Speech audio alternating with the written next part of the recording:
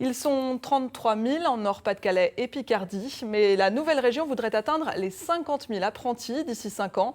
Les Hauts-de-France lancent un plan d'apprentissage, un plan qui passe notamment par des incitations financières pour les entreprises.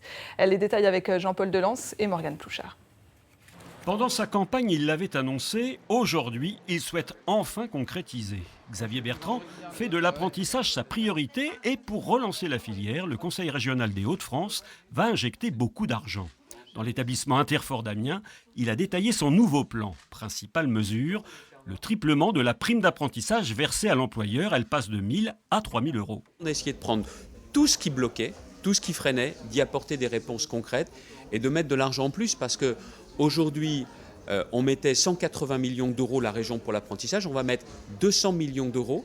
Mais encore une fois, je pense que ça vaut vraiment la peine et que c'est un bon investissement. Un apprenti de plus, c'est un jeune au chômage en moins. L'apprentissage souffre d'un déficit d'image. Pour beaucoup de jeunes, il s'agit d'un parcours scolaire plus souvent subi plutôt que choisi. Pour Sébastien Huyghe, en charge du dossier au Conseil régional, il faut inverser la tendance. Tous les jeunes ne sont pas faits de la même manière. Certains sont faits pour aller dans le système académique avec des choses un peu abstraites.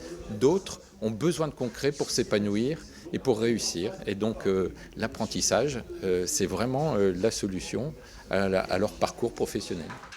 Pour le directeur d'Interfort, l'annonce de ces nouvelles mesures financières devrait être réellement incitative, principalement auprès des PME et PMI. 60% de nos clients ont moins de 5 salariés. Et effectivement, dans ces entreprises, c'est quand même eux qui majoritairement embauchent. Et pour eux, c'est effectivement la problématique financière est une vraie question. C'est à partir de juin que s'appliqueront les nouvelles dispositions. À terme, le Conseil régional souhaite augmenter le nombre d'apprentis en le faisant passer de 30 000 aujourd'hui à 50 000.